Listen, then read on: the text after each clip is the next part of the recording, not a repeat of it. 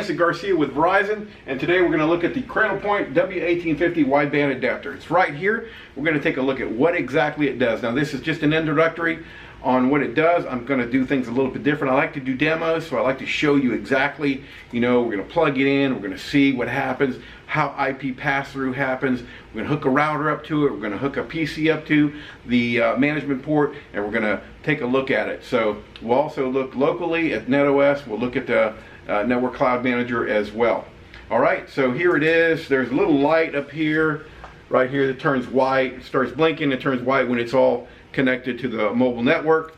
We have a couple of RJ45 ports over here. We have LAN 1, that's the management LAN, and it says LAN 1 there, and then LAN 2, and it has a PoE there, so you can power it with power over Ethernet as well. Then we have an AC adapter or DC adapter that goes right there. There is a little slot right here for out-of-band management for USB. Also that console port, that third RJ45, that's for a out-of-band management. There is this little cover here that's magnetic.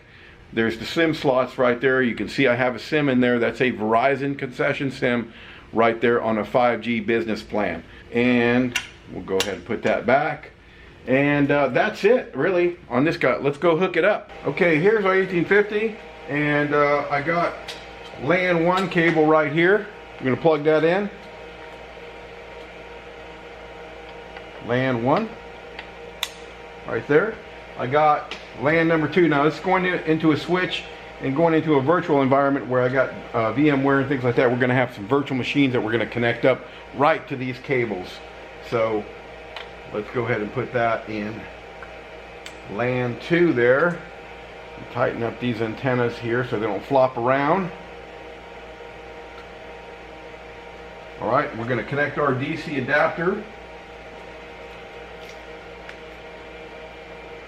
And I don't really need this. I have PoE here, it's already turning on, but I'm going to put it in anyway. Okay, we're going to put it right up there on our rack. Now, I'm inside a steel building, so you will see, if I don't say it, you will see like 100%, you'll see some good RF and stuff, but it's because I have a booster. I have a Cell-Fi booster here, and the server antenna is just right over there. So again, we're going into a switch here. We have some, just real quick on the differences, right? So if you guys aren't familiar with this thing, it's a wideband adapter. It's just a modem. It just turns, radio access stuff into IP packets, really, or frames, right, on the Ethernet side. So that's what it's doing. Unlike, other routers, like this is a Cisco 1100, 1109, where it has the embedded modem in it, right? And then we have newer systems. This is an old router, but there's there's a LTE module right there for a Cisco router. I think the new ones are called PIMs, and they go into Cisco newer routers. And then we have, the traditional Cradlepoints right up here. There's an A300, and those have the modems inside them as well.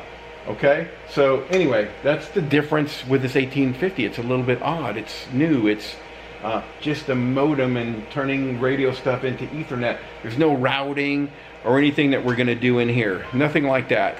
Although there is a little bit of routing we can do on the management LAN, but really we won't do it traditionally. But it's not your traditional router. So let's go into the lab and check things out. Okay, this is just an introductory to the 1850. If you're interested in what it looks like, what the web portal looks like from both NetOS, that's the local OS, and the NCM perspective, we're going to take a look at that. We're going to poke around in there just a little bit, and then we'll look at some of the connectivity items like DHCP, what IP addresses it gets, and what IP pass-through looks like and how it operates. And of course, I'm not going to bore you with slides, right? We're going to actually do it. We're going to do a demo together. So let's get to it. Okay, the first thing that we're going to do is we're going to connect this LAN 1 right here, and we're going to connect this PC, and we should get an IP address because the DHCP server is automatically on in the 1850 adapter. So let's do that. Okay, here is our management PC, and let's go through and edit settings. We're just going to connect up this Ethernet port. All right, that's what I'm doing here. Again, this is a vCenter, vSphere environment. So we're connecting that Ethernet cable. Let's go over and see if we got an IP address. So we did in fact get an IP address. There it is, 192.168.0.126. So that's our IP address for this PC, and we'll go ahead and put it in there. 192.168.0.126. And we see that we have a default gateway of 192.168.0.1.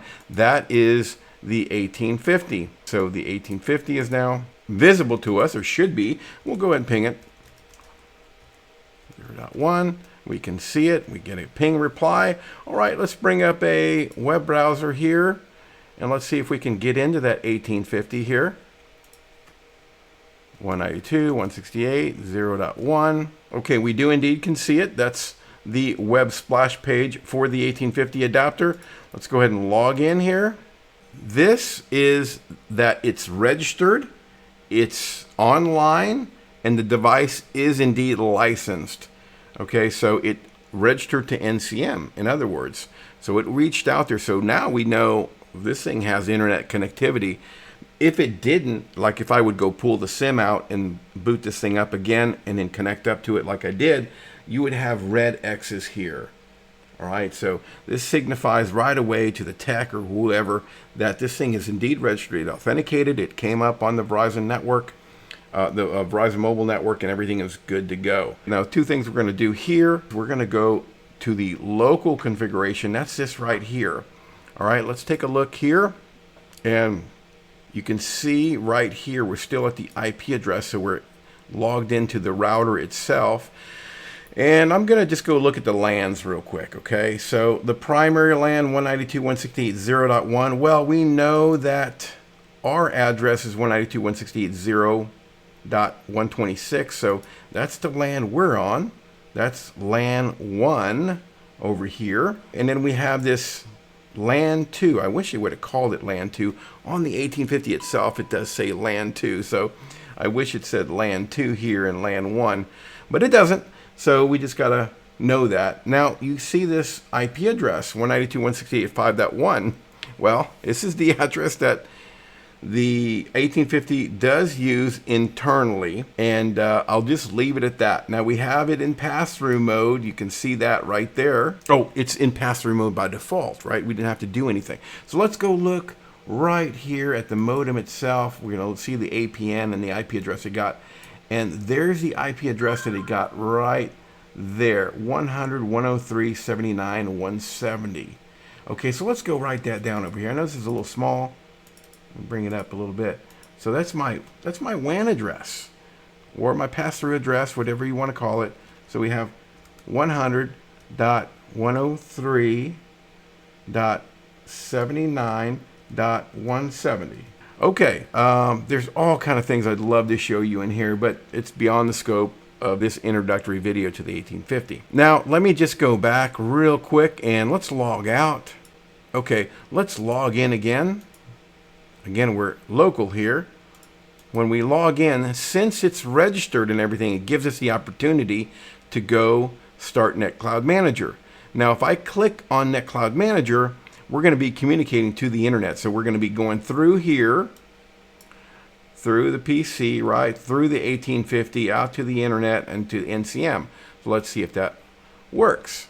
All right, start NetCloud Manager, and you can see right here the accounts, cradlepoint.com. So we're out on internet land now. I have my credentials in there. Let me log in, and there you have it. We come up on the devices splash page there, and so what did we do here? Again, very rudimentary. We just kind of went through here and logged into NCM. Now remember, NCM also has a connection. Right, from NCM, I'll draw it this way, to the 1850. So anything that we do in NCM is going to kind of push down to the 1850. So let's go back over here. Let's click on health here.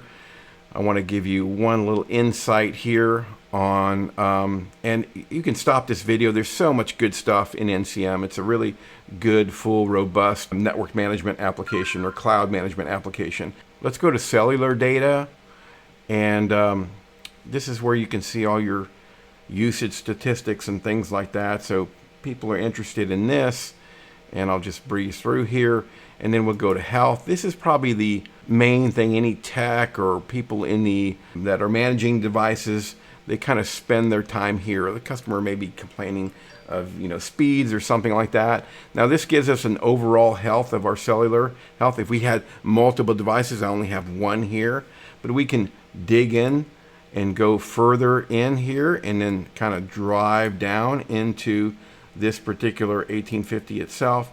And this is really where the meat and taters are as far as mobile network stuff. This is where we get our RSRP, our history on RSRP, our RSRQ, our SINAR, so we can see how good the RF connection is and things like that. Just wanted to show you that because that's where a lot of us go to kind of look at stuff. We can also see the 1850 there. We see that both LAN ports are up. Now here there's 0 and 1.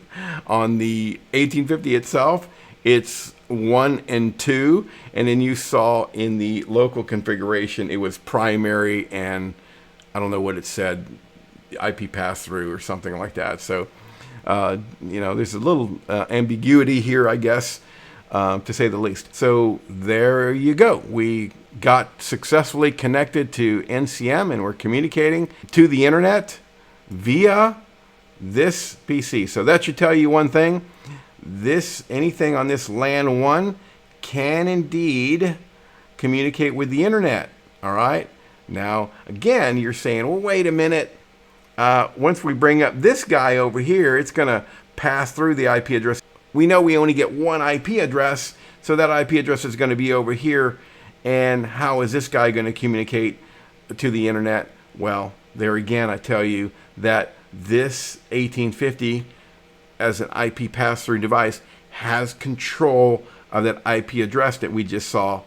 And so let's go on to the next portion and see if indeed we bring up G2, what IP address the Cisco router is going to get, and then we'll go to this customer PC and see if we can communicate through all the way to the internet. Okay, let's turn our attention to this LAN right here, LAN number 2. All right, LAN number 2 is where we're going to do IP pass-through. And what we have here in this demo, we have a Cisco router there, G2. You can see there, if I can circle that right, G2 is connected to the 1850. So we're going to take a quick look at the Cisco router and what configuration we have in there, and then we're going to bring up that interface right here, this interface right here, and see what happens. All right, remember we're wanting to get a DHCP request and reply back from the 1850. Okay, let's go into our router here.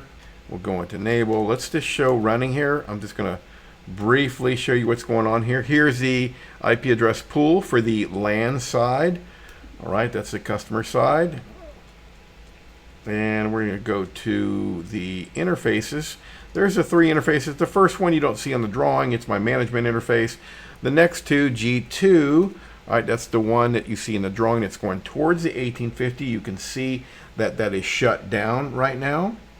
And you can also see it has an IP address DHCP. That's telling the interface when it comes up to do a DHCP request and to be ready to reply or get a reply from, in this case, our 1850. Let's go ahead and go into our config. Let's go into G2 and let's do a no shut on here. They'll bring that interface up. We're going to see that come up. We'll do an IP interface brief here so you can see that on G2 there is no IP address, but we should be getting one shortly. There we go. Interface is up. Line protocol is up. So let's do a show IP interface brief again, and you can see there we have 100.103.79.70.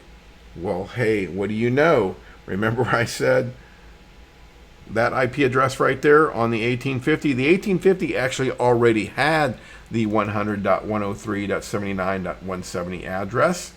It has control of that because that came in from the profile that comes in from the APN. Right, in this case we just have a concession SIM in here and we're getting the VZ Internet APN, and we're getting actually it's a NATed address, but that's beyond the scope here. But this 1850 got that address and also gave the address in the DHCP reply to the Cisco router. So again, this kind of is weird, but we just got to remember that the 1850 is kind of in charge of that IP address. We only get one IP address from the service provider, in this case, anyway, from Verizon Wireless. And then we're just kind of passing that on over to the Cisco router G2 interface. And then the Cradlepoint 1850 knows if it sourced something that went out to the internet, like if it sent something out maybe to NCM Cloud or something like that. And it also knows if the router sent something out this way. Anyway, just something weird, you know, that sometimes people see this and it's kind of odd that two things have the same IP address. Well, they do. Okay, I think that's it there. Let's go on to the PC now. And we're going to go over to the customer PC. All right, now we're looking at this PC right here in this interface. That interface is already up, and I'll show you here. Let's make sure that we have an IP address that came from our DHCP config I showed you in the router, and we do. And we can see on the router here that this gig 3 interface 192.168.25.1, and there's our default gateway. So let's see if we can ping the router to 168.25.1. We indeed can. Now let's see if we can ping the internet. All right, let's ping Google out here, and look at there, everything's good. So we just verified that we indeed can. Bring this up a little bit bigger so you can see. We indeed can get from here out to the internet.